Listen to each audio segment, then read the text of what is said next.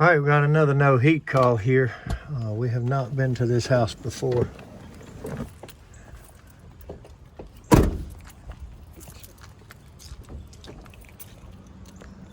So we're gonna take our usual diagnostic toys here and see if we can help them. Yeah, this one needs it. There's no good way over there.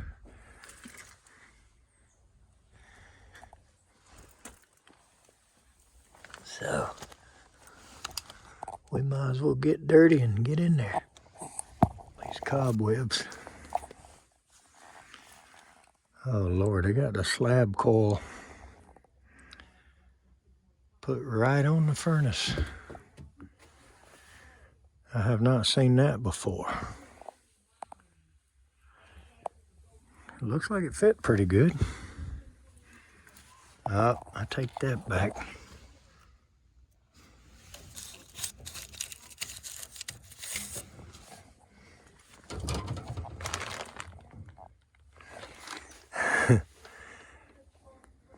A few inches overhang on the bottom there. Well, let's see what's wrong.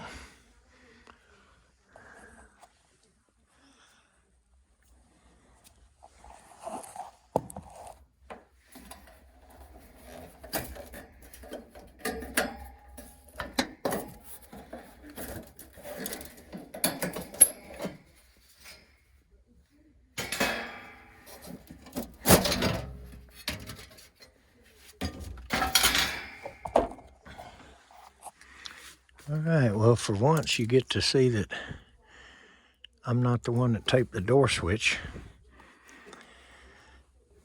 Everybody's always commenting about that, you know, taping the door switch. And yeah, I do that quite a bit. We've got power.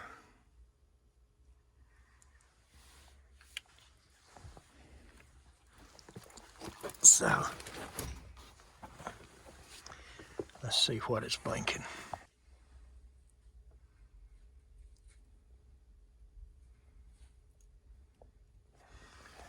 Okay, that's just normal, no call. So let's get our jumper out.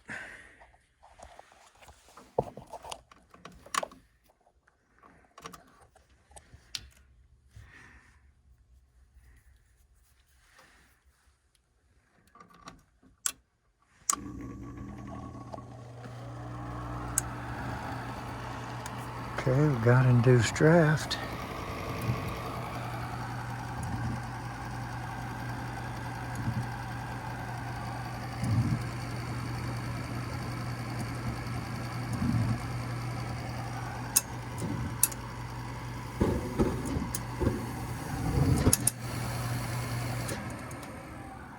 Didn't want to ignite well.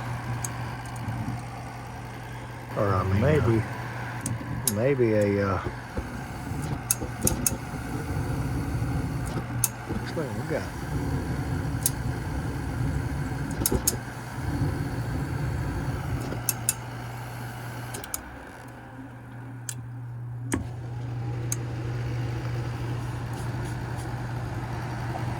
I don't know if it's the vacuum switch not proving well or what, but we certainly have low gas pressure. I can just see and hear that.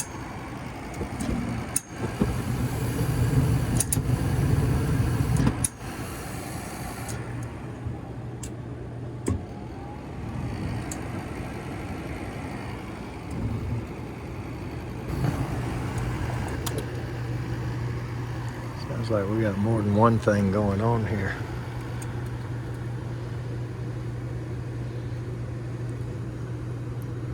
Also sounds like the customer is going to stand outside the crawl door and wait on me. Which that's okay. That's what he wants to do. I'm going to do another little thing and figure out if it's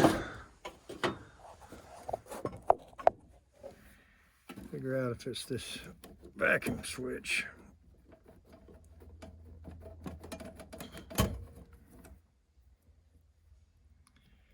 I don't have another jumper with me.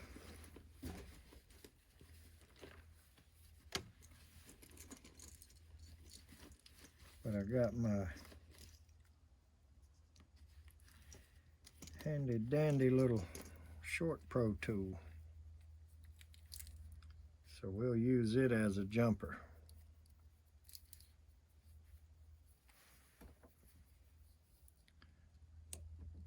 So I'm going to let the cycle start.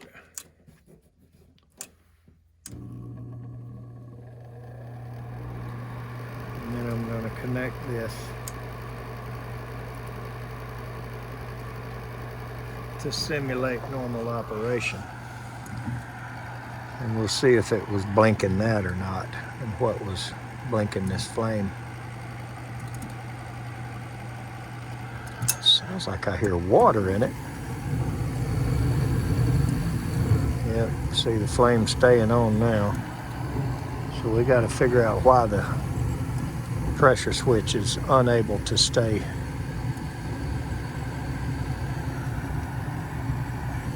in on its own.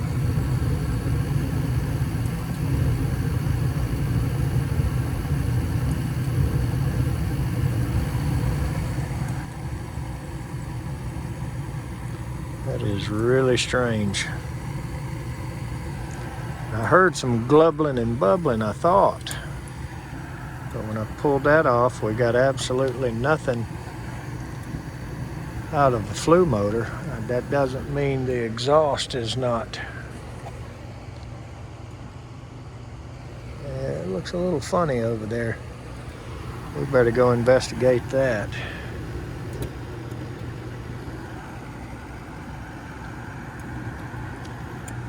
So, for whatever reason, we're not able to flow the exhaust well. Let's see. Another way we can figure that out too.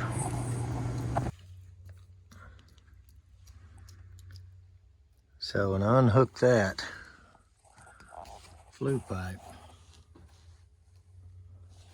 a bunch of water came out.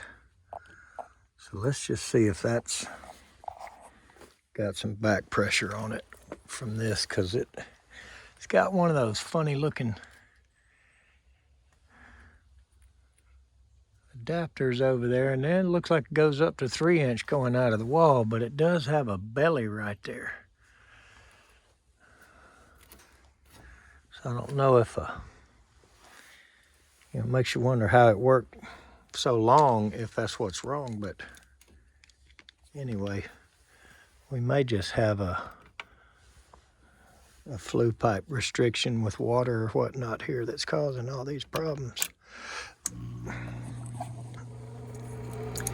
So I do not suggest anybody else does this, but I'm just going to fire it up for a minute with it unhooked right here and see if it's able to hold the pressure switch in. I call it a vacuum switch, but negative pressure. And as you can see, it's holding the switch in.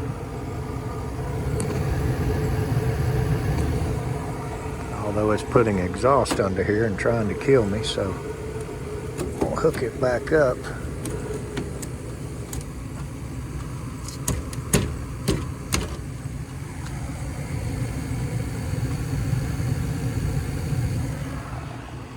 Staying burning now.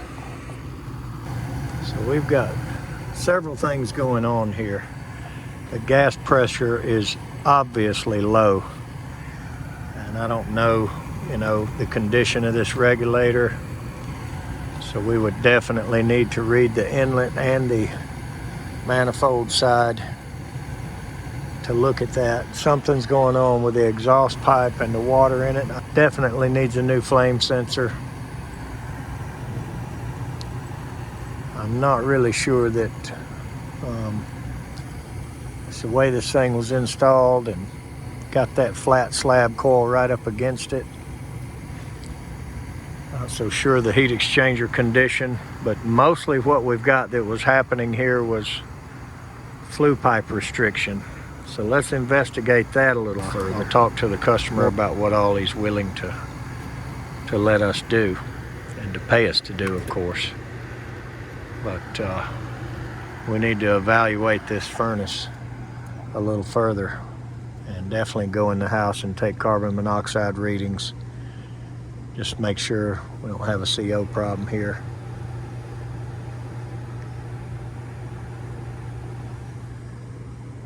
All right, so let's put the doors on it and fire it up with a thermostat. Look over this flue pipe. See what else I see.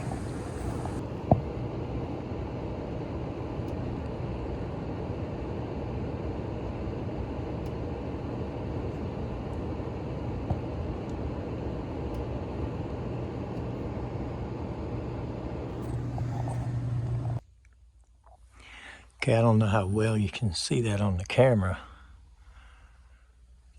Definitely a low spot right there at this duct. So that could be pooling some water and inhibiting some flow. It needs a hanger right there, or a couple of them actually. Got one back there at the furnace. You see it there. Needs one right here at least. Let's look up there. Okay, so that's not so bad, just going up to 3-inch right here. Now I don't know if that's supposed to be a hanger. It's just duct taped to the duct pipe. And it's come loose anyway. So we're gonna have to definitely, I just can't imagine what in the world. Maybe if this was on it and came down, that's starting to look like what happened here.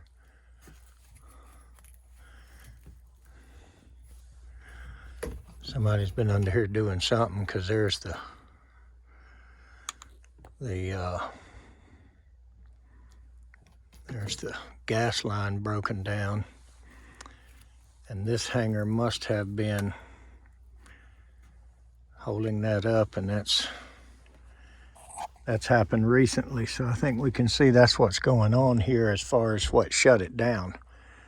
But now we have some other issues here, the gas pressure, and definitely need to confirm the integrity of this heat exchanger. But let's fire it up again and watch it and get some metal hangers. I use that 1-inch aluminum strap. We'll put one here and see what's happening. I stuck that block of wood right there to hold it where it needs to be till I go get the hangers on it. And I'm gonna go ahead and do that regardless, because this is part of this is mainly what's put him out right now, is something that has broken this down. And I should have some more of those little gas line clamps, little nailers. So I think that's what shut him down, but there's some other issues here. Let's go get some of this done. It certainly doesn't make anything better that this 3-inch comes out here and goes under this deck and stops. That is not good. Just dumps out right there.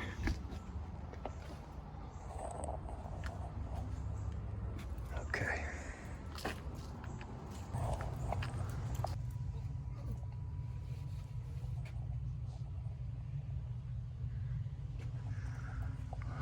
I'll do something about this gas line in a minute.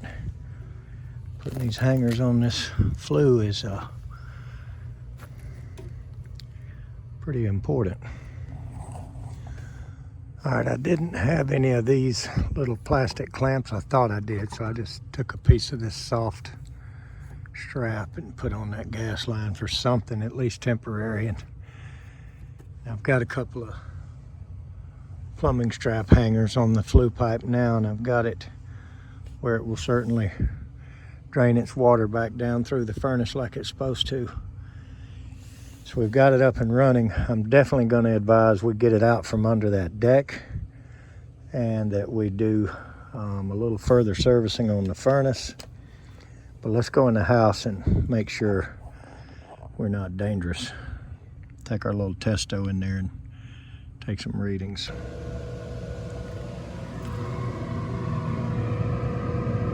Right under the deck.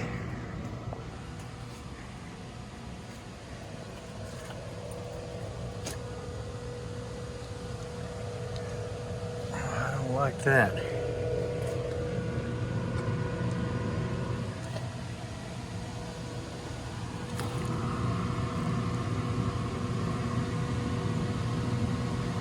Surprised that wood doesn't look worse than it does, but wouldn't be very much trouble to just run it out to the end there.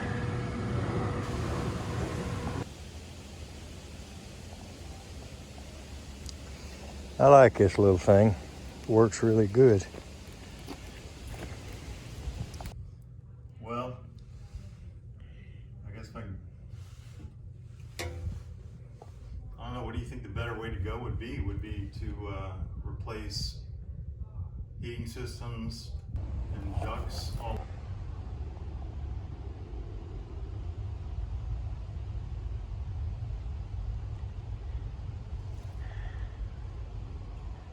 $19.98. Hard to stop a train. These things were high end in their day. 12 seer.